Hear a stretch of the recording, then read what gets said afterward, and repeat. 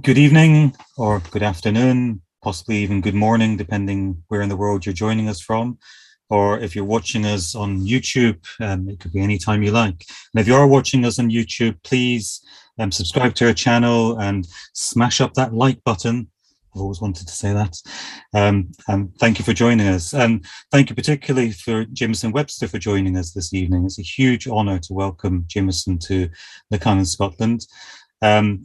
I don't think Jamieson really needs any introduction, but it feels kind of rude not to give her one, so I'll give her one anyway.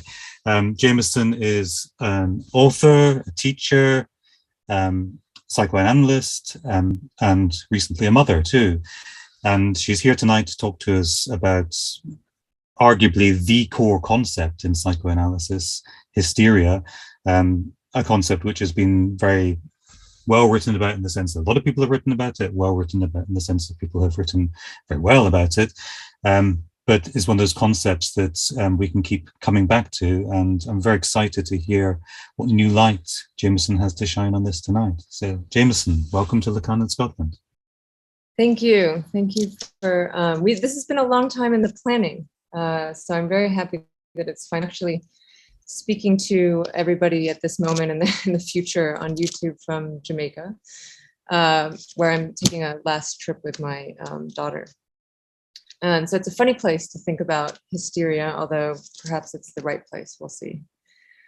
This is new material, so I'm excited to give it. It's part of a work in progress that I'm doing with Marcus Colin for Columbia University Press, hopefully out next year at some point. And in a way, what surprised me about what I came through was that having written the book on conversion disorder and not wanting to give another talk on that book, I wanted to go back to the question of hysteria and a kind of problem I felt in its wake, which is that it feels very difficult to talk about at this point in time. Part of me is waiting for that to pass, and I want to stay on the road, as Calum said, it's the core concept in a way of psychoanalysis. And on the other hand, I'm asking a question that I think everyone's always asked since psychoanalysis has been writing about hysteria, which is maybe we should just give up this word because it inspires so many phantasms, as it were. And what I encountered, and I think giving the talks on conversion disorder from that book, was that people don't like the word. They feel like it's instantly misogynistic, problematic, outdated, obsolete. They don't know what we mean when we say it. They don't know if we're talking about diagnosis, if we're talking about a historical concept, about something that is relevant to us, and then how it's relevant to us, especially when it comes along with so many sedimented meanings in it. So I was really struggling with this. And interestingly, a kind of back title to listening to hysteria was How Not to Kill a Hysteric. And in some fear, I decided that I couldn't give a talk with this title, not just because of the amount of violence that I think is in our surround at the moment. I didn't like the repetition of that violence in the title. But also, once again, we're in the problem of the kind of question of misogyny, even when we question the misogyny within the diagnosis of hysteria itself. So this is all a preamble to the talk I want to give, which I wanted to shift towards the question of the listening to hysteria of the analyst, the problems of it, and what it is that we uniquely have to say as psychoanalysts who listen to hysterics, sort of beyond the diagnosis, as it were. So I'll just begin. There's something annoying about the celebrated or denigrated muteness, disappearing acts, or unspoken bodily protest attributed to hysterical women or men at this point in psychoanalytic history. Any analyst who's worked with hysteria knows the intense intricacy of what comes to be said, the incredible work of analysis that she performs, no less the process of encountering again in trauma, the very limits of understanding that tends to bring analysis towards its final moments. Why emphasize what is merely a symptomatic starting point? Why not spend time describing the ferocious intelligence of some hysterical patients when it comes to analytic work in relation to their analysts, something that has often been called clairvoyant, even if defensive? Let's talk about you. What other treatments are as maddening, mystifying, and magical? One could even spend a great deal of time on the infamous aggression of these patients, how charmed and terrified one might be of them, what Freud once called, in a case I'm sure all of you are familiar with, Dora's morbid craving for revenge.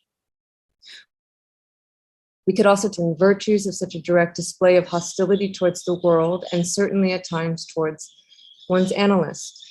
There seems to be so much left to do technique-wise around the important question of the negative therapeutic reactions, which, addressing what Freud called the bedrock of castration and the repudiation of femininity, we seem to be in a squarely hysterical dilemma, at least in its final forms of resistance.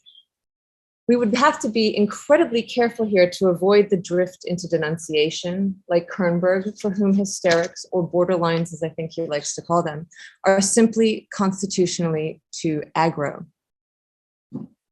Or we could speak about the demand for something real, what Freud called, in a statement that is no doubt misogynistic, a woman who tolerates only soup and dumplings. I'll come back to this again. What about living with the hysteric and their constant amnestic problems that always make analysis with them something that escapes, also at times a virtue for who wants to remember all of that? And finally, there is the place or point where hysterical analyses get stuck or fail in the grand tradition of Freud's Dora. This is often the place where we are taught the most as analysts, testing what Lacan called our elasticity to the hilt, challenging our lingering symptoms. How does the hysteric make you a partner? A symptom partner, as Lacan once called it, and what does this do to the analysis? One could spend a lifetime figuring out how to describe the danse macabre, but that's also a hysterical trick, this spending a lifetime. Even if we hand to the hysteric the inspiration for the construction of new maladies that help create new social bonds, a vigilance for what's called the connection to the other, different from what is on author, how this is discovered, how it's underlined, how it's read and marked in analysis, no less what she comes to do outside of that analysis, always seems to slip away. This is what I can't find in the case studies of hysteria that I read.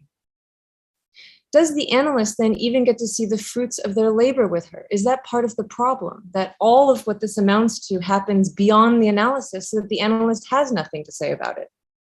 It's possible. I've always wondered about Dora's bridge club that she ran with Frau K, a master of the game who taught it to other women, reuniting her with her object of love. This is Forrester and Epigonacy. They write, "It is as if across the years they, Dora and Frau K, had finally dispensed with the superfluous men who had previously been their partners in their complex social games and contracts. Yet they had retained their love of those games whose skill lies in the secret of mutual understanding of open yet coded communication within and across a foursome." I find this such an unexpected and strange future for the case of Dora, and given the fact that bridge is Lacan's treasured game, the model of analytic technique, there's something very special here. Darian Leader, in an essay titled Hysteria Today, remarks that the idea of hysteria today is a complete oxymoron. It's always the hysteria of today. And today, he says, we psychoanalysts may not actually be the object of transference any longer. Conversion symptoms may not be addressed to the analyst, although I sort of wrote the opposite of that fact, but nevertheless. So try as one may, Darian seems to imply, you won't get very far unless one manages in the opening act to become the place of address.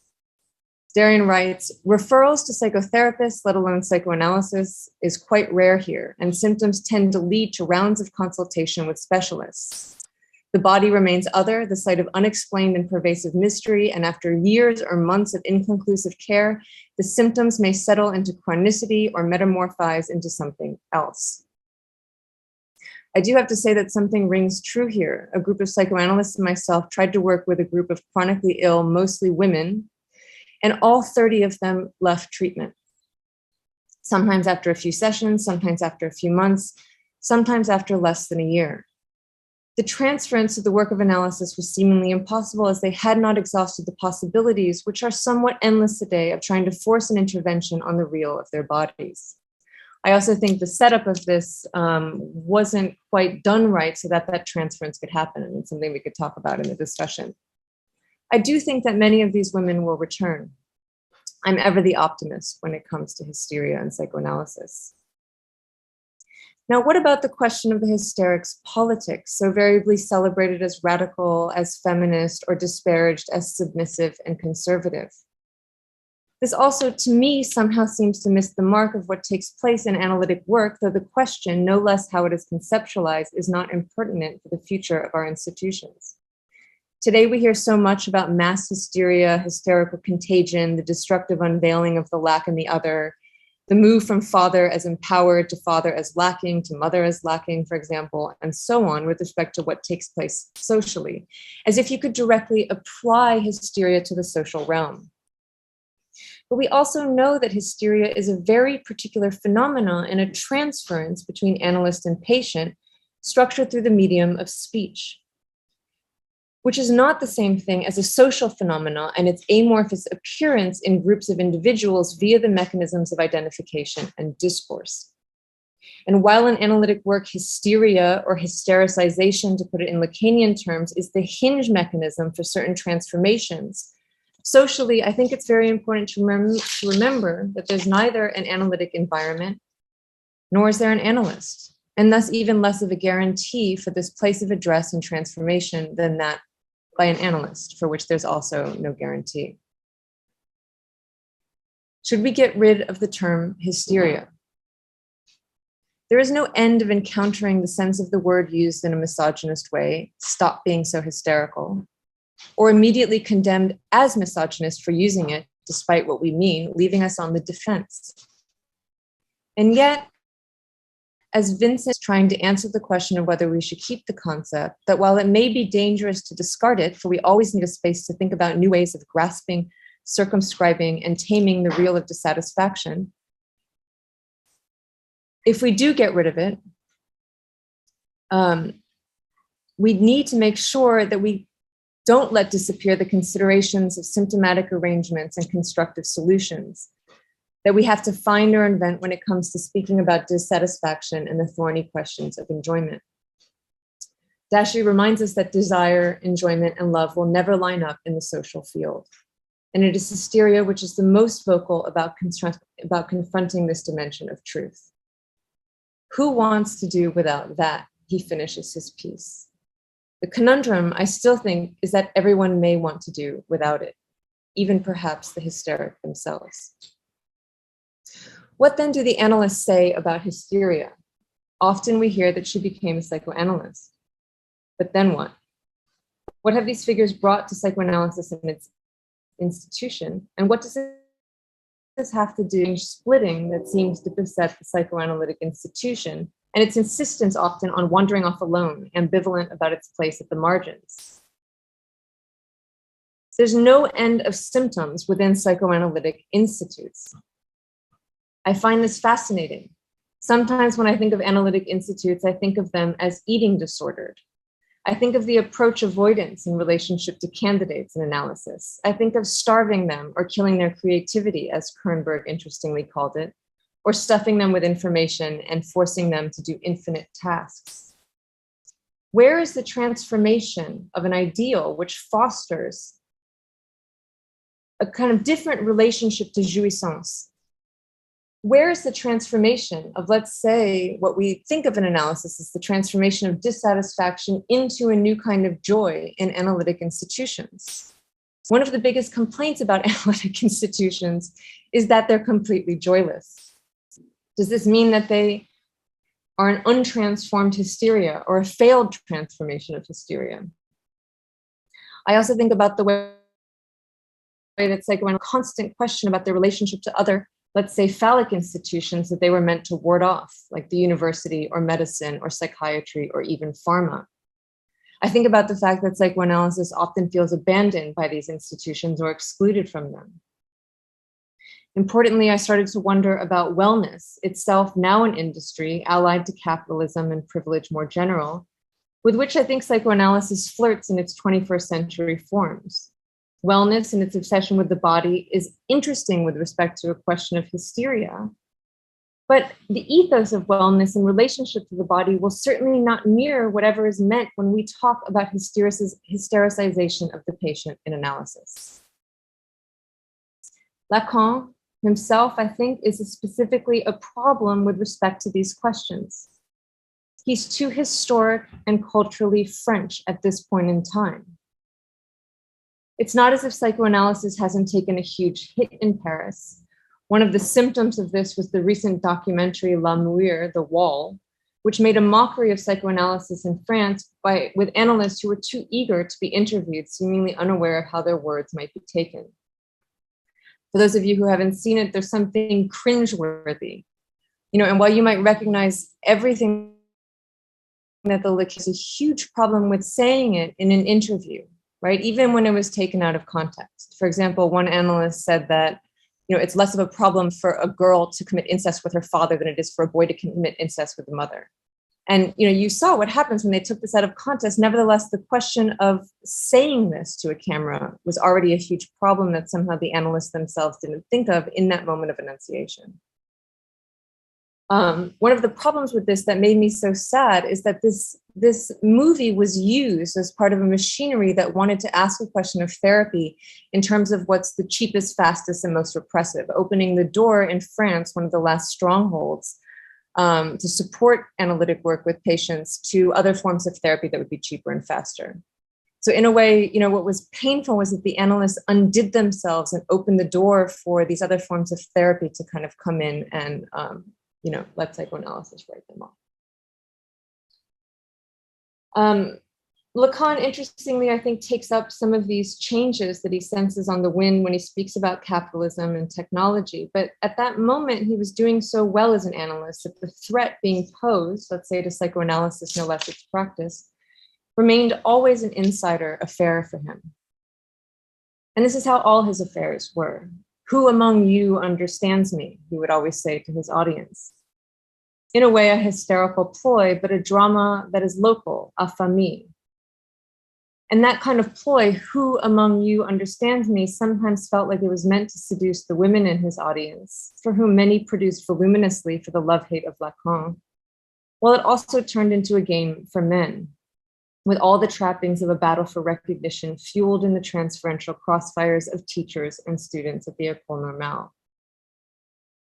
The very fact in this moment that we've moved from a question of women analysts to the interrogation of men and Lacanian psychoanalysis seems hysterically apt. Why is it so hard to stay on the side of women? The drift into the question of exclusion, who's excluded, who's not entering into the discourse, is of course a joke that Lacan would make again and again. He once said, and this is in Seminar 20, if there's one thing about which women have complained enough for the time being, this is it, their exclusion. Only they don't know what they're saying. That's the only difference there is between me and them. At first glance, of course, the comment feels utterly misogynistic until you realize what he is doing, reversing the polarity of exclusion. He may know more about what he is saying or thinks he's saying, but he shows that she is enjoys what she knows, and even if she says nothing about it or complains about him, his explanations are rather pathetic. I've always loved this moment in Lacan when things come to a full stop in the figure of women and their singular relationship to their own body. The exclusion that is close to separation points to the fact that one's body is a body that you can't really have. And this always surely leaves you feeling separated out, a partner, as he once said, with one's solitude.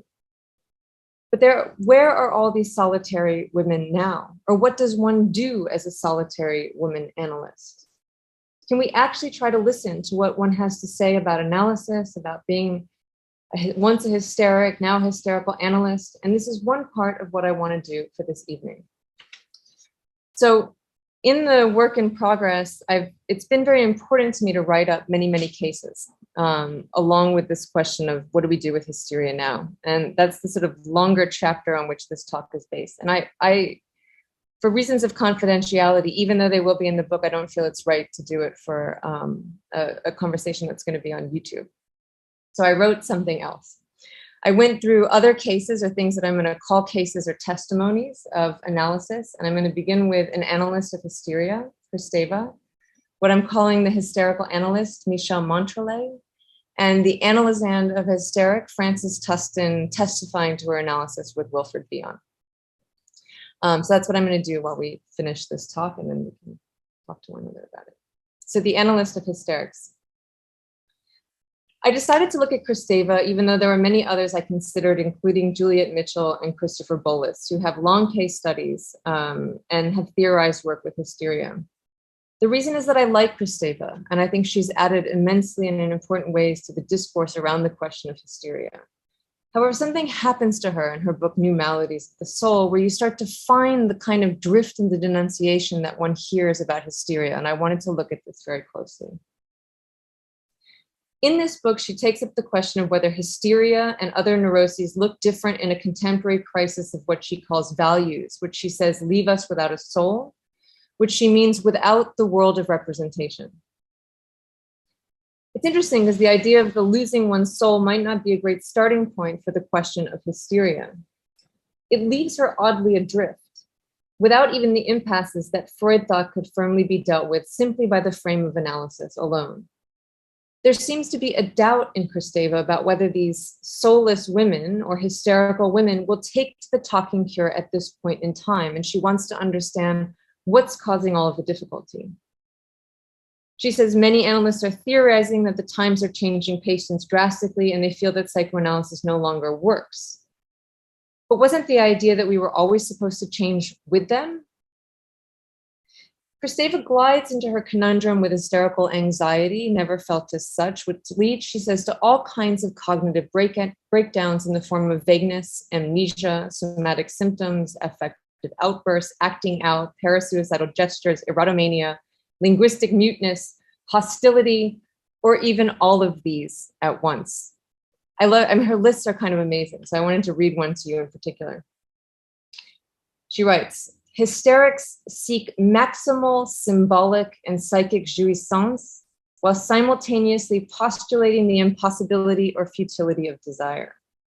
This discrepancy takes on some well-documented forms: endless seduction and frigidity, an eroticization of the link with other people and the outside world, and an untouchable autosensuality, verbal haste and the discrediting of speech, erotomanic exaltation and inexorable sadness with its underlying depressive tendencies, the incitement of the father and his knowledge, and a spasmodic, angry, and mute body that can even be morbid towards the rival, the double, the mother. I personally would love to be the all and of this hysterical conundrum so well described by Kristeva, but she finds it something of a challenge. Anyone who has worked with a hysteric, she says, will recognize in them the precocious children that they are, sexually, verbally, intuitively, too precocious. She says they are caught at the threshold having arrived too early, and this too soon, all too soon, grows ambivalent about what the patient feels and knows, putting her on two separate tracks of development. Kristeva says the hysteric is caught between two kinds of reminiscing or memories, two systems of representation, two sexualities, and indeed two parents with competing interests. What's interesting, though, is this really new? Is this conflict? Is this picture of the kind of wealth and contradictory symptoms so new? Do we really want to describe this as a form of contemporary soullessness? Kristeva seemingly gets caught up in the auto aspect of the hysteric. She says not merely the automaticity of her unconscious mechanisms, although what else would they be, but also the auto of her sensuality, her sexuality, and her eroticism, which she wants to call auto-jouissance. The hysteric, she says, can't join this intense sensualization and autoerotic excitability with any genital or actual sexuality, which she calls desire and the knowledge attached to it.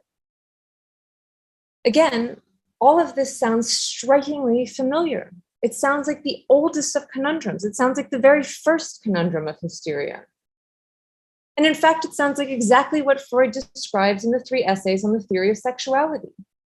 Wasn't the idea that none of these join together, that their joining together is simply impossible? But she says it as if it's a real and chronic new deficit. Kristeva then unequivocally moves to state that the disjunction between these two shores, right, the autosensuality and the possibility of some actual sexuality, is the very space of the unconscious, the site of transit or transference where the unconscious is discovered, she says, along with the analyst. She writes, as they both, unconscious desire and its analyst, are servants of the hysteric, they allow hysterics quite simply to exist. That is, they allow them to exist within the speech that shapes hysterics, but also dissolves them. I love the hysterical ambivalence of this statement itself. Not merely the question of being the servant of the hysteric, a problem straight out of Freud's countertransference, but also the idea of dissolving a hysteric in the language they abhor, while also venerating them for targeting the very arena that delimits the unconscious and the psychoanalyst. If you don't throw yourself at the feet of such a hysterical feat, you probably then want to kill this hysteric, and that's the problem. Interestingly, a short while later, Kristeva advises analysts to consider using anti-anxiety medications on hysterics, just before she goes into a section that discusses countertransference problems. This recommendation is strange, especially when she goes on to iterate the difficulties of dealing with the oral phallic hunger of hysterical patients, but claims that their bodies, so excitable, sometimes need to be calmed down in order to do the work of integrating their split halves. The problem here is that I have, and I know many other analysts have, had so many patients that we might characterize as hysterical who've come to us having had therapists who have thrown medications at them, sometimes by the dozen. Since, of course, this only ups the ante as an act caught in the transference. Strange also, since Kristeva mentions how Lacan thinks of working with hysteria, which is not to give the hysteric an object. She says she knows that Lacan says that one has to work with not knowing, and not rush to translate everything into words and objects. But what is medication then, if not an object, all too close to the object A? If you give it, you can't be it. That much seems categorical. Kristeva says she understands that for Lacan, the analyst must part with any idea of cognitive congruence and use their ignorance to listen, become the object of the patient. With this gap firmly in place, the analyst can then play a game with death, of being dead, work with the cards that are on the table. But Kristeva says she doesn't understand how this strategy of Lacan's doesn't become complacency, apathy, or even hidden phantasmatic union with the hysteric. Well, I would say that it doesn't become those things because you don't let it. And that is precisely the job of the psychoanalyst. That is precisely what it means to listen to hysteria. One must always be attuned to the vicissitudes of separation and difference and how they are potentially being covered over or mismanaged. Any work with any patient, but in particular at the place of hysteria within a treatment, may enter complacency, apathy, or hidden forms of gratification and identification. But we, as analysts, are meant to have faith that our listening to our own and our patients' unconscious would alert us to something going off track. Kristeva is worried in this text. She's deeply worried about the idea of a sheer repetition of fantasy that the hysteric is wont to evoke. She's worried that the transference takes such a hold on the analyst that they will never escape. Like a fantasy, she says, of her body as what must be quieted so that she can give herself to the symbolic work that she eschews. And that the patient needs to stop making everyone the slave of their jouissance. But what's amazing is that doesn't this sound like a fantasy on Kristeva's part? Of a desire born of a body, and even a disgust in the face of it, of a fear of enjoyment, of an enjoyment that's going to take over everyone. But this cannot be the fantasy of the analyst. Let it be the fantasy of the patient. I mean, in a way, you hear Kristeva's anxiety and you think, well, she's the one who wants a Klonopin, right? She's the one who wants to quiet her body in the face of the patient. Interestingly, the one case that she speaks about in relationship to all this material is about a woman who she names Claire. And she says that Claire gets her finally to shut up and stop clarifying everything. This is Kristeva's pun herself. And she says that at first what happened to Claire was that she became utterly confused about everything having to do with the analysis, what the analyst said, their agreements, her vacations, all points of reference. She said that the patient worked to eject her from her mental framework. She says that she had to turn to silence as a strategy to make the patient think that she was mistaken. I guess she wasn't, which seems to work finally and keep the patient out of her states of confusion. The patient finally, Kristeva reports with pride, went on to say some important things finally about her father and moved away from the immediacy of her maternal conflict with Kristeva. But perhaps the silence in the end actually helped Kristeva.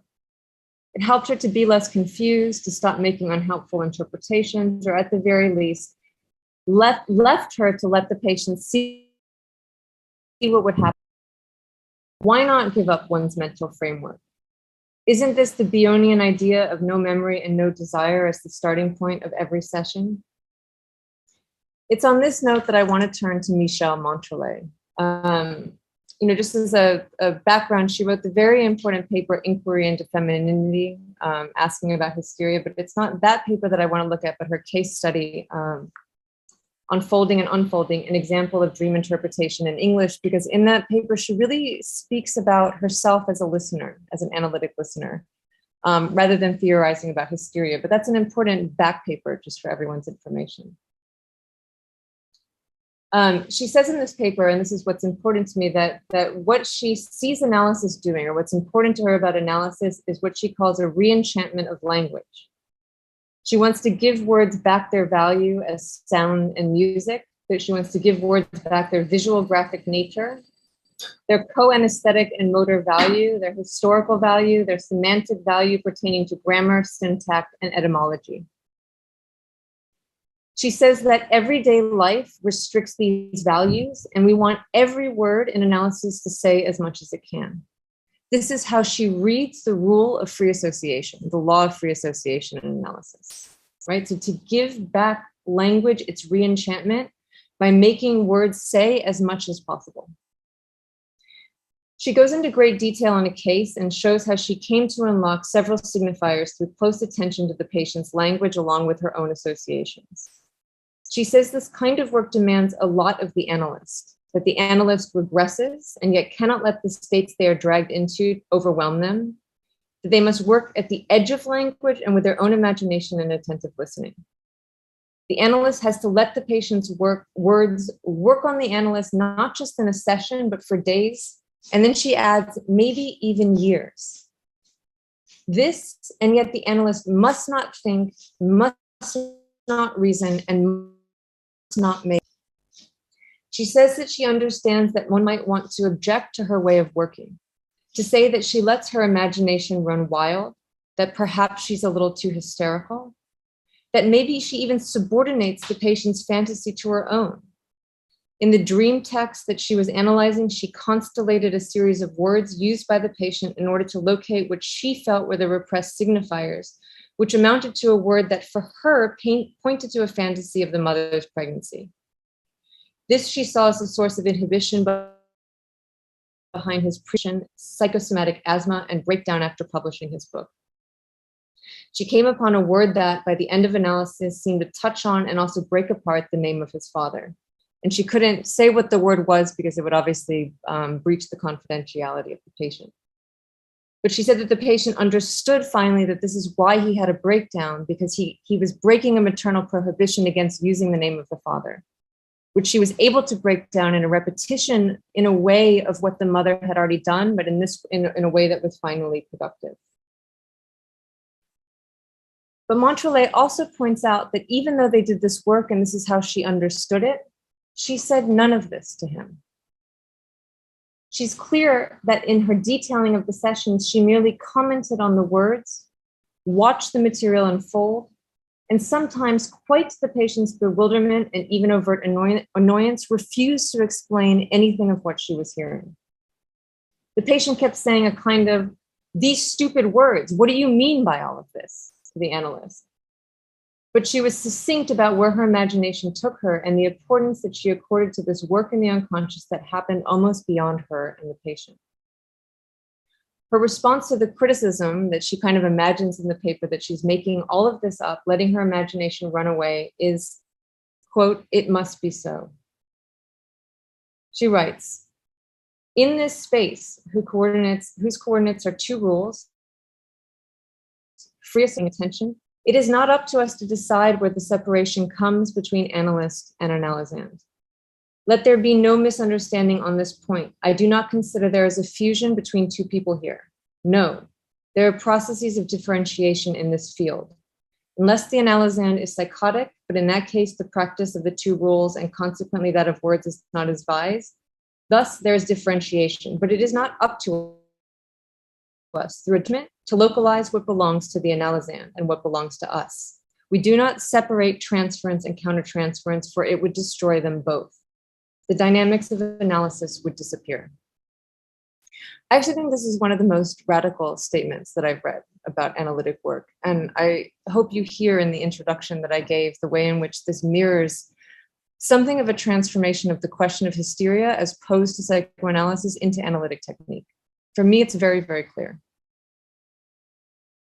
And actually important to me, the idea that she says we do not separate ourselves from our analysands, right? And yet there is not fusion. And there's something of a trust in the analytic process that has to come of, I think, this intermingling, which certainly is something that takes place constantly in work with hysterical patients. You have to let happen.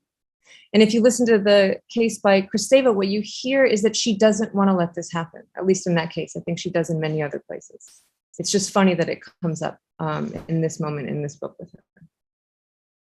So what we hear in Montrellet is that she does not allows there to be differentiation by virtue of what comes to be said and what comes to be heard. The method for her is, in fact, as she likes to put it, quite Freudian. How words lead by themselves to childhood, the body, sex, deploy and program these earliest traces, act like condensed and folded programs to be unfolded and brought into suspension of analytic workful experiences into the present, but also eventually lifting inhibitions. She says she gives words back to themselves in the shuffle between patient and analyst, and often makes new meanings suddenly appear that are surprising, multiple, unsuspected, and yet perfectly logical. This takes a huge toll on the analysis. There are huge periods of stagnation and blockage, but the feeling eventually is that the drawers that could be opened are infinite. The evocation, no less that of drawers, immediately makes me think of hysteria. But this is inhibition for Montrellet is what keeps a patient's desire in check unnecessarily, and it's what analysis seeks to unlock. All right, let me just move because I know we're pushing time to Francis Tustin and the analysis. And so this is a scene quite apart from the French intelligentsia. The analyst is Frances Tustin, who became famous for her work with autistic children, where she goes into exquisite detail about the failures of separation between these children and their parents. For Tustin, autistic children are different from schizophrenic ones in their experience of separation, where the latter have to dilute their recognition of separation through confusion and fragmentation, while the autistic children are encapsulated, which denotes, she says, an intactness and a sharper split. She says they think the schizophrenic-y ones would be treatable because they're sort of outgoing and warm and cuddly, but in fact, they're much more difficult because they're all over the place. A bit of them is in a chair, a bit of them is flying about on the ceiling. To get all these scattered bits together is very, very difficult.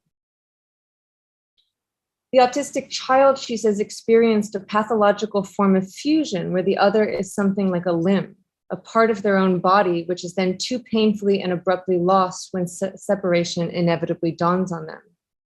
She says they feel skinned alive, shorn of their skin, or they feel they've lost a supporting limb. They were one skin and one body, and yes, they felt wrenched apart and they felt wounded. Parents couldn't help them too. Autism emerges as a protection from this wounding, and they're always trying to get that back. They take your hand to open the door. They're always trying to get extra bits of their bodies that they feel they've lost. I bring this up because you hear the presence of the body in the way that she thinks about her work, and I think this is really important. She also notes that she thinks that the autistic children are the artists of our generation, and she says this with a great amount of pride. It's very beautiful. So this is an interview that she gave about her analysis with Bion, and she says right off the bat that she must have been a little bit autistic herself, and that this may have been behind her not knowing that he was a distinguished analyst until close to the end of her 14 years with him. In fact, she says for a long time, 5-6 years maybe, she thought of him as a nuisance and an obligation with respect to her training, until one day the thought occurred to her that there's something very special about him. The interviewer, surprised, asks if she remembers what changed her mind, and she says, I don't remember. She says, I only remember thinking at some point I have something very special here. She also remembers that Bion never spoke to her about her childhood. Not once in 14 years. Not once, she says. He stuck close to the present. He also called her impenetrable one day, which she said hurt her very much and cut her to the quick. But by the time he said it, she knew that he was right. This work, she surmises, was helping her realize she was protecting a very deep depression. However, reading this interview, a lot of what she puts together feels decidedly like a retrospective reconstruction. It means that what she's saying, it wasn't anything they talked about. It's as if she and Bion never shifted to a meta level and discussed what they were working on, her problems, her history, as if this never took place in the analysis. It's only the interview that's forcing her to do it right then and there. This is what makes reading this interview so extraordinary. She moves quickly from speaking about how Bion handled her losing a child during childbirth and breaking some of the orthodox rules, was rather unorthodox, by contacting the patient in writing and also her husband to send his condolences, to her sudden departure from analysis, where she showed up to a session and said, thank you very much, goodbye. She says that she realizes that this repeated the abrupt departure of her and her mother from her father one day, her mother packing up their things and leaving, and Tustin again as a young adult. But saying this now, she says she has no idea at the time she left Bion of anything except that she wanted to leave. So it's very funny. She says, one day I showed up and I said, I'm leaving. I know this repeats this whole thing, but at the time I never really thought of it. I just knew I wanted to leave, and I was going to leave, and that was it. The interviewer, herself a psychoanalyst, seems completely flabbergasted. She says, you stopped abruptly? Weren't you grief you would feel losing him? To which Tustin replies, I've no idea. She says, but you were analyzed. You were analyzed, she exclaims. Tustin, unamused by this, makes a slip of the tongue and suddenly catches herself as she meanders through this territory of losing the child, losing her analyst, losing her father, and her mother's loneliness. She says, my mother, poor thing, was extremely lonely, and she used to block up the whole of her loneliness with me. But I wasn't a very good subject for it in a way. Bion left. I mean, when I stopped with Dr. Bion, did you hear what I just said? I think I must have sensed that he was going abroad or something and that the ending was coming, because I know I suddenly said to him, I want to stop, I don't want to come anymore. And he sighed, and I remember hearing a tiny little voice that said, well, I don't know if that's a very good idea. I was so set on it, I hardly heard him. So I stopped, and he went to America. The interviewer more or less ignores both her slip and her sudden interpretation that somewhere she clairvoyantly knew that he was leaving. The interviewer still seemingly can't get over the thing, and it must mean that this 14-year analysis was a failure, insisting on Bion's not being able to get to her depression if she didn't expect any grief. Tustin suddenly interrupts her yet again, saying she has a bit of an idea. She says, it's only when you finish that you really feel the depression about separation. The analysis is preparing you and strengthening you, but you can only experience this bodily separateness and the pain of it when you actually experience it, when you are alone. After all, we die alone in the final moments, don't we? She also notes that after analysis, she experienced a new symptom, a phobic reaction to people and groups that made public speaking impossible for her, and which she knew was connected to the moment, a memory of her parents prior to their separation when they both spoke at the Church of England, which they later denounced. She doesn't say much about it except for that, but it's interesting that it's tied to this prior memory. As well, she says she was learning from the treatment of an autistic child about depressive experiences of terror and that can swallow you up. At first, she thought that her patients were being so silly until she began to see it herself everywhere. She began to see this black hole that her patients were describing. And she realized that sometimes it could be amusing. Look at the two of us with this black hole that follows us around. She then speaks about how wonderful being so naive and bewildered was in her analysis, since everything was so new and fresh when it emerged. And Bion, she notes, was also good in this way, since he never relied on textbook interpretations. Importantly, Bion, she says, was patient with her. There wasn't the sense of expectation that she should be doing anything except what she was doing in the analysis. Work happened, it seems, quite without her knowing much about it. But she's one of the few child analysts that I've read who refuses to blame parents. She realizes as she's speaking to the interviewer that, like these autistic children, she didn't let anyone look after her, something that definitely must have happened with Dr. Bion, and that it's quite cruel. She says, sometimes we fail to understand how hard this is for the other, and it's the only way you could blame these parents who see as longing to find warmth, but they're so abruptly and are quite cruel in a quiet and underhanded way. I feel like at the end of this interview, her saying this is a beautiful admission of her cruelty, along with a demonstration of her unique capacity for empathy. One reads this interview wondering, did Bion know? Or what did Bion know? What did he know when she asked to leave her analysis after 14 years? Did he know that she knew America? The question, rather than searching for an answer, is the answer itself. The end of analysis is a moment of absolute separation that no understanding should cover over. Plenty of analyses are put into the throes of explication, of judgment, of separating things out, of making sense, of declaring what's an end, of understanding what's symptom, taming hysterical disappointment. But it's my contention that this is something that most hysterical analysts and hysterical analysans will not tolerate, depending, of course, on their taste for the other. The way disjunction and differentiation makes itself felt over and over throughout the course of this interview, like an analytic session itself, and quite to the chagrin of the psychoanalyst interviewer, for me is one of the best testaments to analytic experience that I've read and that I think remains. Can I make some conclusions? Very, very quick. I'll try. The diagnosis of hysteria at this point in time is a problem that seems to bring a great deal of trouble in its wake. Rather than clarifying the mechanism of transformation, the moments of invention in a treatment, or the hinge between the kernel of trauma, the real of the body, and the mechanism of transference, it seems to bring a lot of discourse. The problem is certainly one of precocious knowing, even as that's a problem of hysteria itself. But from the place, scale should always be tipped in the direction of this not knowing, of this not separating out too early in the model of Montrellet and Tustin, and even of Kristeva herself. The way in which this brings us to the edge of the hole.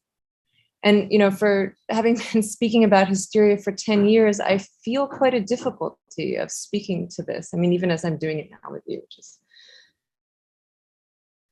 doing this, but I feel the difficulty of getting this across. What's important is that we attest to what is made possible by analysis, all the eventual pain, mourning, and separation, the acceptance of being cut to the quick, the transformation of the complaint, the overturning of a question about dissatisfaction, new forms of pleasure, solutions to disjunctions around desire, and that we do this in speech as well as in silence. I believe this, and in a way then I believe that all this is about what it means to speak as a psychoanalyst to psychoanalysis, to what psychoanalysis makes possible. For me, this is a model of listening to hysteria, what hysterical listening can do, but perhaps we need to find another name. I don't know if I did that when I was trying to move from hysteria to conversion, but in any case, I thank you for letting me give you this talk, and I thank you for listening. I'll stop there. Fantastic. Thank you, Jamieson. Thank you for a wide-ranging and incredibly rich circling of the concept of hysteria. It's been hugely enjoyable to listen to. I wanted to ask you, there was kind of a very obvious question I wanted to ask you, and I feel kind of it's greedy to have more than one question. So I'm going to try and wrap my obvious question into another question because there were too many questions I had as I was listening to you. You started off your talk and even the abstract that you gave us to put on our website, you mentioned there already the question of femininity of the woman, and you started off your talk tonight talking about misogyny, and you've been linking hysteria to the woman very immediately. And the kind of, even before you began your talk tonight, I wanted to ask you this question. That's why I'm going to start off with it, but I'm going to link it to a second question that occurred to me through, particularly towards the end of your presentation. So my first question was going to be, what is the difference between a hysteric and a woman? And you kind of pointed to an answer to that, what I might say, the kind of answer I might expect from an analyst, a clinician, which is to kind of locate hysteria within the clinic, whereas we wouldn't necessarily or absolutely locate the woman within the clinic. And I wonder if that's the end of that answer, if that's a sufficient answer, there is more to say that. And I'm thinking particularly here in the way that Lacan, throughout his work, plays a very interesting and slightly slippery game of slipping between the hysteric and the woman, that sometimes the two concepts seem to be synonymous, at other times they seem very distinct. And that's an interesting, for me, that's an interesting point to explore.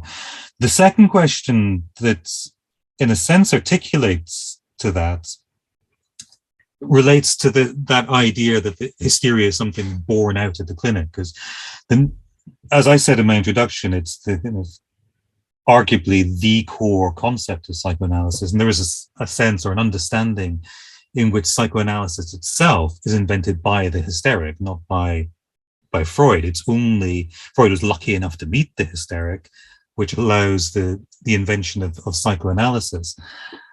And then there were a couple of points in references you made to other writers, thinking particularly of your reference to Darian Leader and the quotation about hysteria being always in the present, always the question of today. And there's also an argument that psychoanalysis itself is not of today, has had its period, that psychoanalysis is essentially a 20th century phenomena, a 20th century practice. Now, for various reasons, not least that we're also familiar with psychoanalysis, that it's impossible really to do psychoanalysis in the way that Tustin did it, where psychoanalysis was a bewilderment for her. That seems a much more difficult way to experience psychoanalysis now, when it's become so much part of our culture. And the fact that so many people who end up in analysis do so through an interest in psychoanalysis, which seems very out of keeping from the way psychoanalysis might have been, particularly in the earlier 20th century. And I wonder then if, trying to sort of wrap this that first question together into that second point, I wonder if the hysteric has somehow outrun psychoanalysis itself, and psychoanalysis has had its day, is really an artifact, but the hysteric is alive and kicking. No, thank you. I mean, in a way, you answered the question yourself in saying that and I think that this is what I'm speaking to, is that I do feel like it's somehow outrun us. And the question of what I'm afraid of in that is in the dustbin, as it were. Fine, leave us in the dustbin. Let's go hang out in the dustbin and see what happens to us there. I mean, that's our problem as psychoanalysts, and not the hysteric's problem, as it were. But the question of what it makes possible for us as analysts, and it was in thinking about that then I realized that I can't find writing that speaks to, let's say, the hystericization of discourse, the transformations, and indeed that marvelous bewilderment and naivete of the analysand and the analysand turned analyst, which is where I think, if we've failed to do something, then perhaps we've failed to do this. And that's where we might catch up with it again. And I mean, a way to answer you, I recently wrote a paper about Paul Preciado. And the paper is interesting to me because Preciado just wrote the book Can the Monster Speak, addressing the psychoanalyst as basically having failed them as a transgender person, and really hating the discourse, misogynistic, heteropatriarchal, colonialist aspects. And you really hear this argument against psychoanalysis at this point. And I think it's an argument to be taken seriously, and to be taken seriously with respect to what the problem is with this term hysteria, right? At the same time, that if you read everything that Preciado writes about analysis beyond that book, going back to Testo Junkie, going back to interviews, I did an interview with him for Gagosian magazine, in Apartment in Uranus, there is a deep desire for analysis in the work itself. And so how can we hook in there for what is, let's say, interests the person who's angry about this term? And, I think that if you read Preciado, you hear that dreams, the question of change, the question of what he calls the somatic, the somatic theater, the somatic, whatever, archival body, and what this makes possible, these is precisely what they're looking for. So, maybe if we work there, and maybe that as an answer also kind of speaks to this question of what are the limits between the question of the hysteric and the question of women, which is to say that we have to operate in a different field. I mean, Patricia Garavici's book interestingly says that she, felt like the question of hysteria was being asked now as a transgender question, as a question of bisexuality. And this is where the question of hysteria today has to move, and that there is something outdated about aligning it exclusively with the idea of women at this point. And, I'm teaching myself all of this. I'm saying this to all of you, and I'm trying to teach myself because I grew up as a feminist loving this and finding it incredibly liberating. And then finding students saying to me, what is this horrible repressive discourse that you're offering to me? So really, this is me struggling with my own work and my own education. Did I answer you, Calum? You answered me, yes. I think it's an unfolding conversation, but I could come back and we could continue, but that stops everyone else talking, so I'm not going to, but we can pick it up again later on. But yes, you certainly answered me. I'm going to open things up to other people, though, and that Hilda has her hand up. So Hilda, please. Hi, Hello. Hilda. Hi, everyone. Thank you, Jameson. I'm here moving my office, so it's that marvelous thing of being in different spaces is very interesting. Thank you so much for your talk, Jameson. I agree with you with regards to the not so useful term, because hysteria poses, as you very well illustrated, the problem of the body. And then we have people in analysis with addictions, with self-harm, with eating disorders, with kind of chaotic relationships, the borderline style. So it is more the question maybe about the body and the logic that engages certain way with the excess of the body, which I really appreciated when you said, this thing of calming the jouissance of the hysteric, for whom? For the analyst or for the person, right?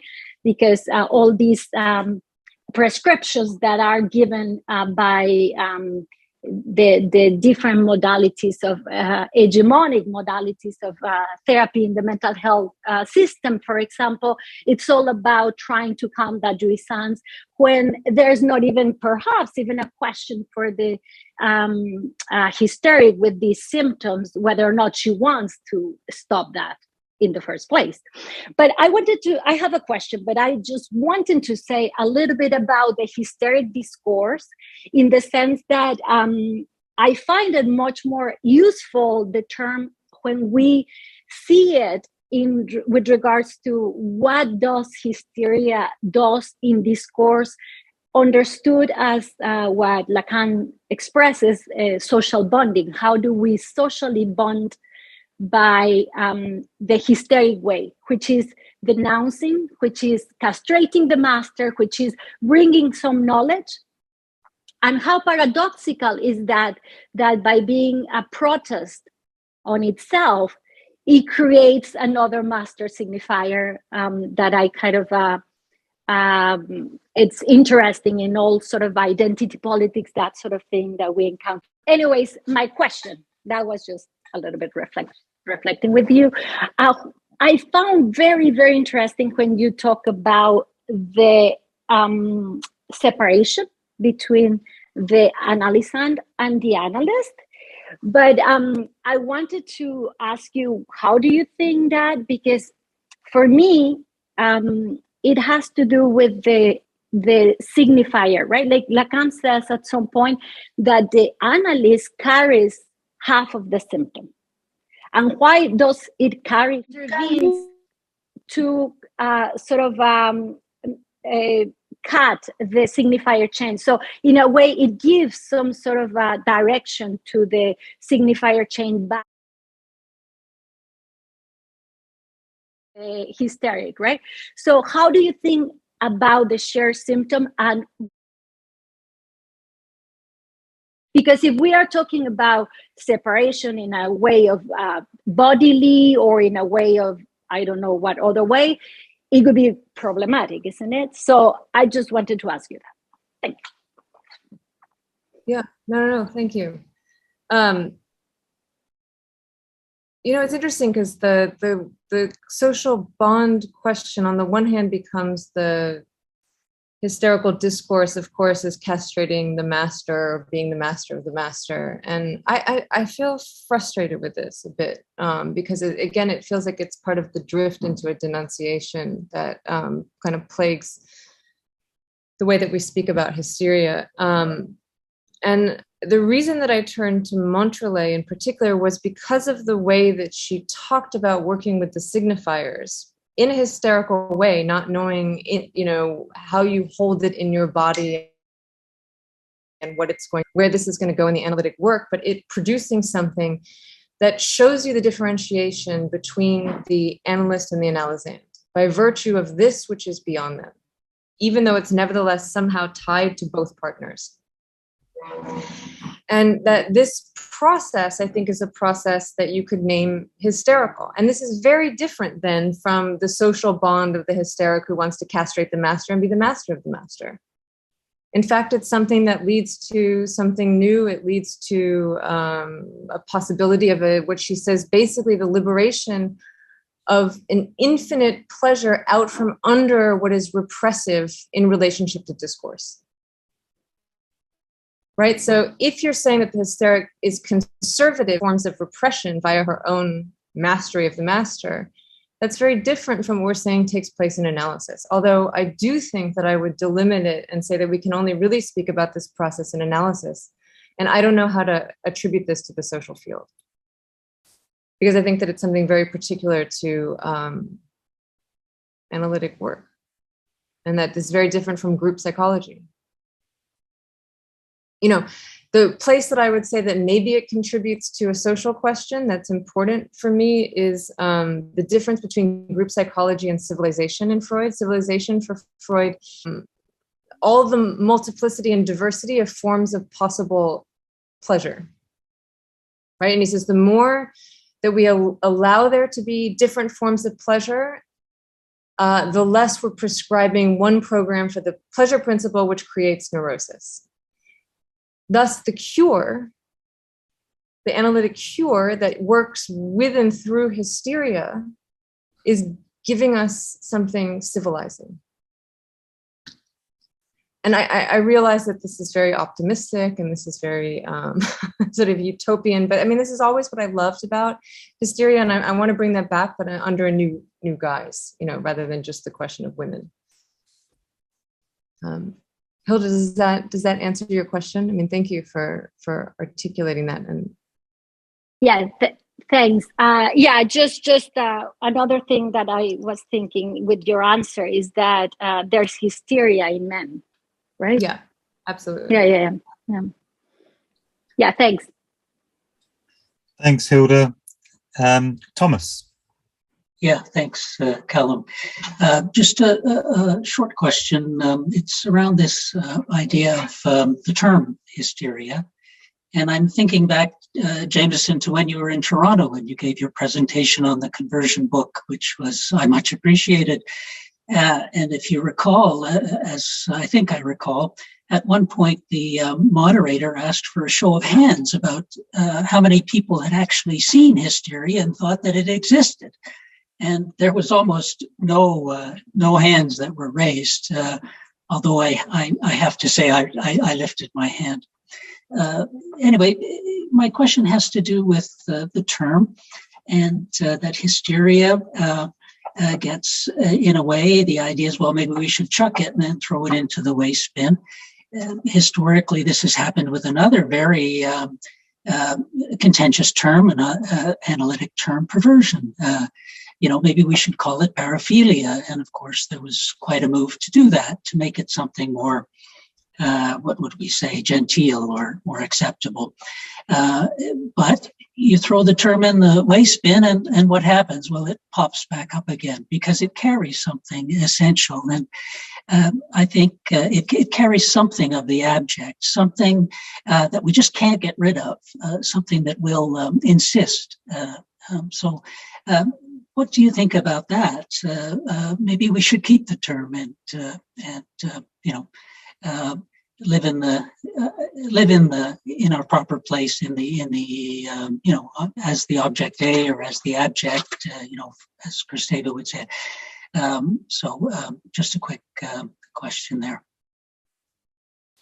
Thank you, Thomas. Thank you for lifting your hand in the audience of no hands lifted. I mean, look, I'm obviously keeping the term. I mean, even in the idea of conversion, I'm keeping the term, but I'm also trying to allow at least what's in the manifest discourse today to at least have an impact on me from where I speak. And I have to say, I did like conversion. Going back to Freud, who said, you were at the talk, but not everyone here knows Freud's definition of conversion, but he says it's an aptitude for transposing large quantities of excitation from one sphere to another.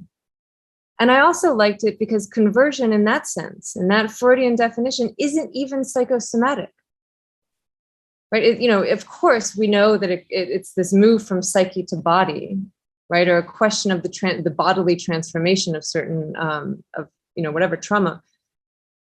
But in his definition, that's not even at the forefront. So neither gender nor psychosomatic problems are at the forefront. It's the aptitude for transposing large quantities of excitation from one place to another. So the emphasis on change, on transformation, is somehow very present in the way in which Freud comes to the question of hysteria, because it really is through the term conversion more than it is hysteria itself, which comes from Janet and has a long history, right? Of course, going back to the Greeks and the Egyptians. So I, on the one hand, believe in this way in which it insists and it keeps transforming itself. On the other hand, I think the importance of what it is at any given moment, hysteria today. And I think that the question of change and transformation and the possibilities of it is at the forefront of people's minds. And I think that we have to meet them there with that question and not necessarily ours, if it's about women or it's about politics, about psychosomatic problems seen as psychosomatic, and hear what they have to say to us. And I have to say that the question of change and transformation is big on people's mind. Even the way in which I think the questions of this and sexual identity and sex, it's about the possibilities of the transformations in disarticulating them and keeping them disarticulated. Right, and not wanting the analysts to try to put it together in a certain way for the patient, to let the patient put it together in the way that they want to. Right. So, again, it pushes to the question this transformational process. Thank you, Thomas. Thank you, Thomas, and thank you, Jamieson. I'm not seeing any hands, but there was a question in the chat. Jikao wanted to ask you about soup and dumplings, which you promised to speak about and then disappointed us all. So, Jikao, I don't know if you want to ask the question yourself or... Thank you, Jamieson. Well, I was in Jamieson's Lacan class. I had my mask then, and we were talking about the transference love seminar, and it was occurred in the soup with dumplings, and we were going to talk about it in that class. And somehow it also kind of slipped away. So maybe there's something about these dumplings. But yes, curious about that, and then the work that you were doing with the chronically ill women. I think Eddie is here too from that class, and we were talking about it afterwards. It came up. So in the reference, Freud says there's certain women who tolerate nothing short of soup and dumplings, and everyone was asking what the soup and dumplings was a metaphor for. And I actually said I think it's just a Viennese dish. I think it's like a classic, like that you get soup and dumplings in Vienna. And what he means is, that you can only stuff her. So the reference was to come back in the Kristeva, where she wants to give the patient anti-anxiety medications to calm her jouissance. Hilda, of course, brought this up. And I've talked about it with supervisees who come to realize how afraid they are of their patients, that the patient's demand is incredibly intense, that they're asking for something that they feel is not theirs to give because it's not, but that they don't feel up to the task of sitting in that place of which they're demanded of. And the place we're feministic about it is to say that it's something that isn't handleable, right? Those women, those soup and dumpling women, as opposed to the fact that what we want is for our analysis to get to this place and to watch the analysis contain it. Which is a little bit of what I was trying to point out was happening in the Francis Tustin and the Montrelais is the way in which analysis it provides that space. There's another up in Freud, importantly, that I wanted to mention. I was trying to give the talk within the time frame, which is Freud's paper on virginity, in which he starts saying that there's a real question of the dissatisfaction of hysterics with respect to what life offers them and what men have to offer them, and we should take that seriously. That there's something misery-inducing, hysteria-inducing about the world itself, and that's real.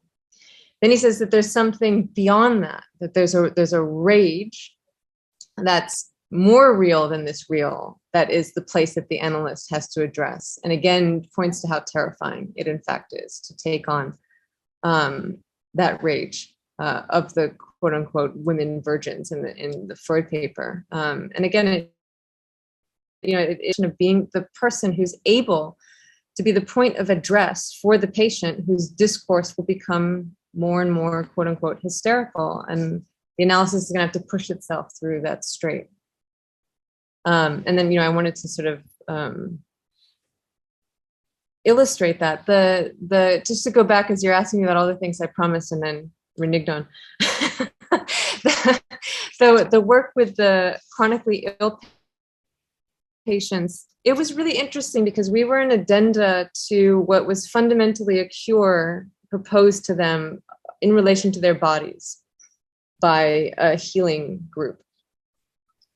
So psychoanalysis was really an addenda, and in the end, the transference wasn't addressed to us. We were merely like a auxiliary to the healing group. And I think the transference remained to the people who promised to heal their bodies and not the psychoanalytic questions. So they were interested in it insofar as it was part of the program, but the transference had to be their own, which is why I think we all realize that they have to come and ask for the analysis themselves. Like maybe it was just preliminary sessions, and that we should have treated it more as such, really. I mean, to do preliminary sessions, offer what minimal interpretations one might offer in those preliminary sessions, and then stop and they can come, because all of the treatment stopped along with the healing program. There's more interesting questions in there that I want to think about, which is that the real and imaginary and the symbolic were tied in these chronic illness cases in ways that was endlessly fascinating, but which made the analysts have to sit on their hands because no symbolic interpretations were tolerated. It almost sent any patient packing. You could hear it. You could hear the illness, the imaginary phantasmagoria at certain moments in the patient's life. I mean, very obvious things like I got sick at the moment my parents got divorced. But if the analysts said this, they left. Consciously, the problem for the patient was that you were making meaning out of something that they felt was their private pain, the illness. And almost as if that was an insult to them. But I also think there was a problem in trying to lay down a track there. You should let the patient do it. It's going to take a long time. But it really begged the question for these analysts of what the heck to do in these sessions, which I loved. They really, no one knew what to do.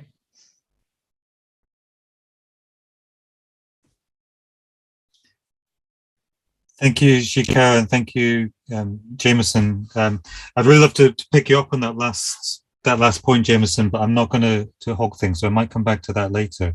But Alison has a question about jokes and their relation to the unconscious. Alison. Yeah, I'm quite interested by the notion of transformation, and also the role that comedy plays, which is almost a strange shamanic role in terms of, pleasure can become pain.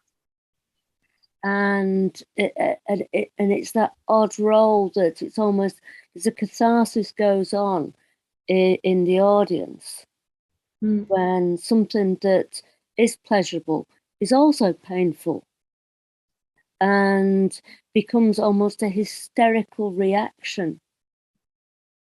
Does that make any sense? Yeah.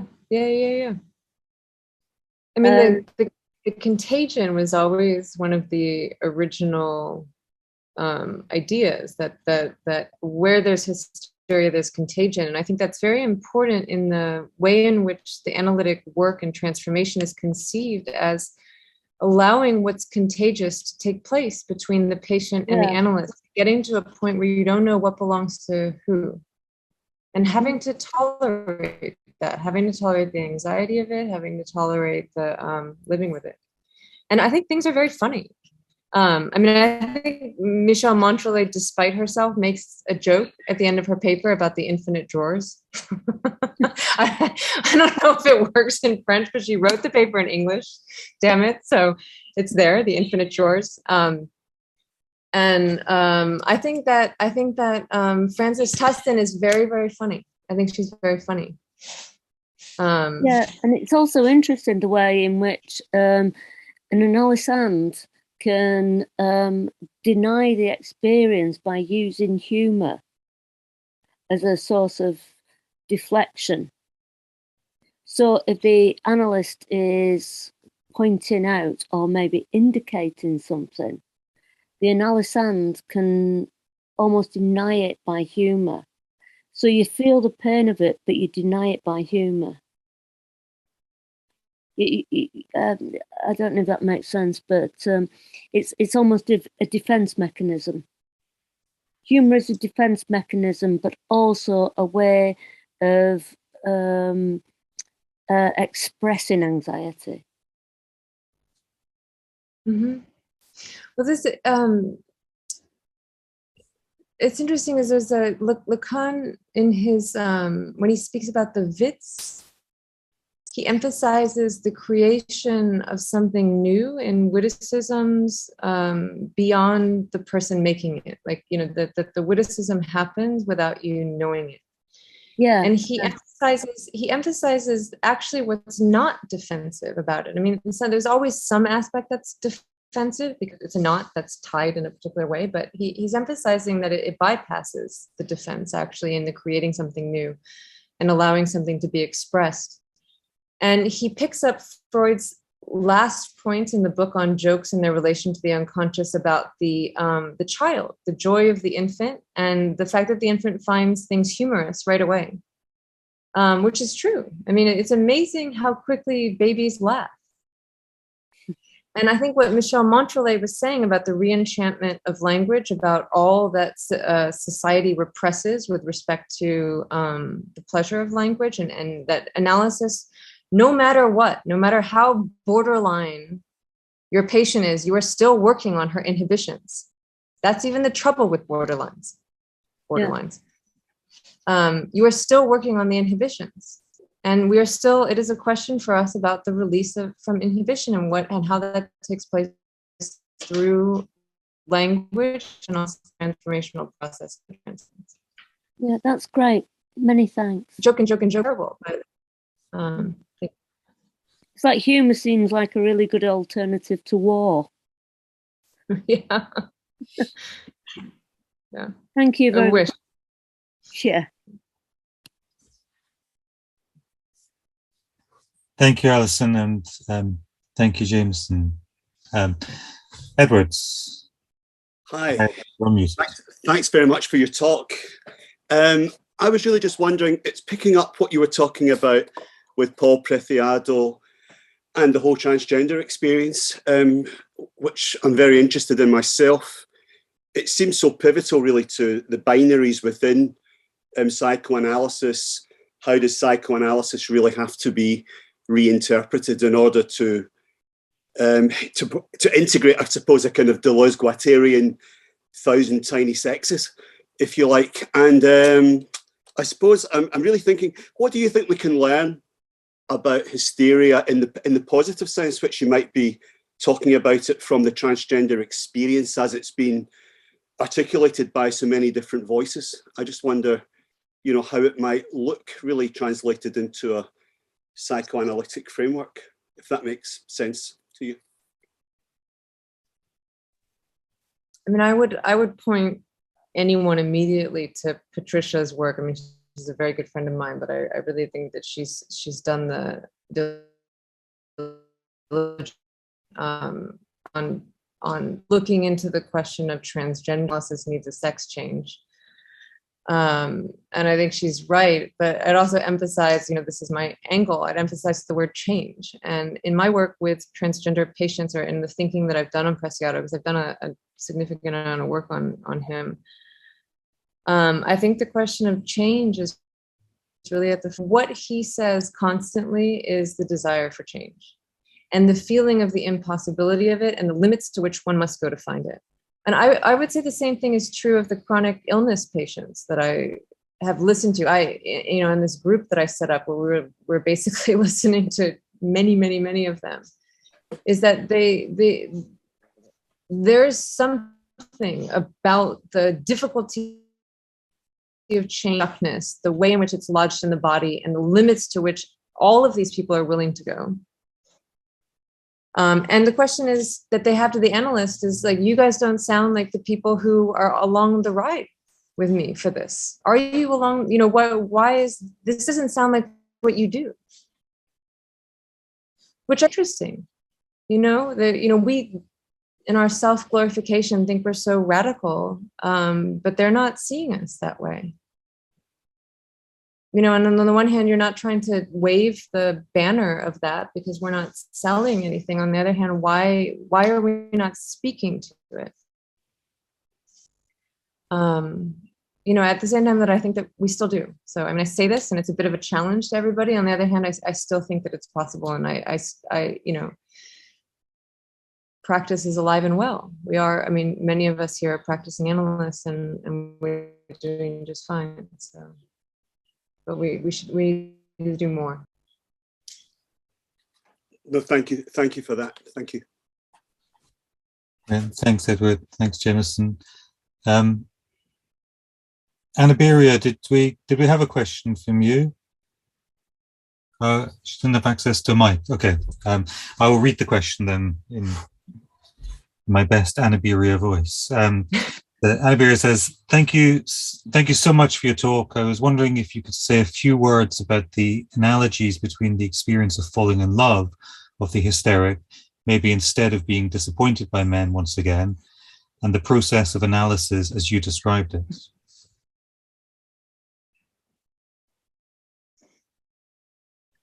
It's so funny because psychoanalysis was short right? So that Freud could have the prohibition against falling in love. You say to the patient, you could say analysis, you can't fall in love, but we can't do this anymore. And it just becomes part of the whatever. We are articulating again the disjunction between love, enjoyment, and desire.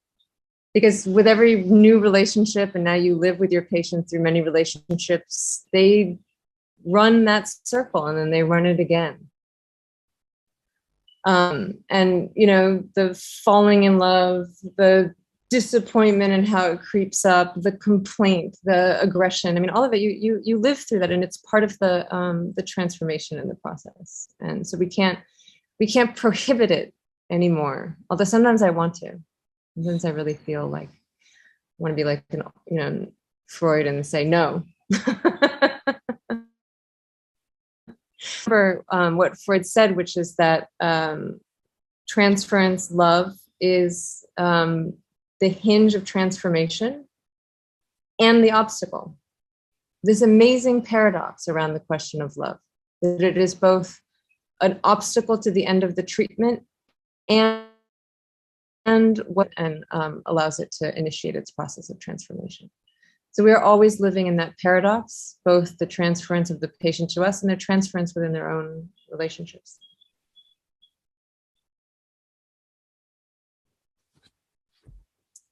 Brilliant. Thank you, Jamieson, and thank you for the question as well. It's gone 9:30, which is supposed to be in UK time our stopping point. So I'm not seeing any immediate hands jumping up, so I'm going to wrap the session up there.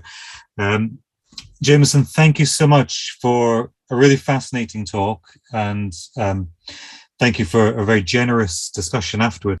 I think everyone will join me in saying thank you for a brilliant evening or afternoon or morning, depending wherever you are. And I know you've got a very young baby there who's competing for your time, so it's been all the more generous of you to spend this time with us. Hopefully you'll be able to join us for a short while over in Wonder. It'd be great if you could, and I hope everyone else in the audience can join us over in Wonder too. And it just leaves me to say, please join us next month, the last Thursday of April, which is, I think, the 26th. Maybe it's not the 26th. It's towards the end of April anyway, when Hilda, who asked one of the questions tonight, will be presenting for us. So please do join us for that.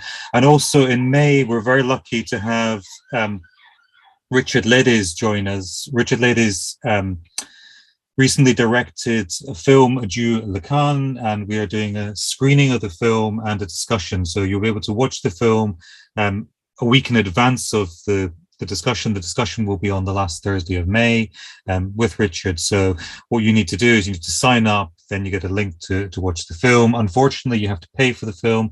Lacan in Scotland is always free, but Adieu Lacan is not free, unfortunately. So we've managed to get them to agree to a reasonable price for the film. But if you are interested in Lacan, if you're interested in film, if you're a Lacan in Scotland regular, please do watch the film and join us for the discussion. I think it'll be very interesting. So see you all over in Wonder shortly. If you can't make it to Wonder, see you on the last Thursday of April. And Jamieson, thank you so much. Thank you. Thank you, everybody. Thank you for listening.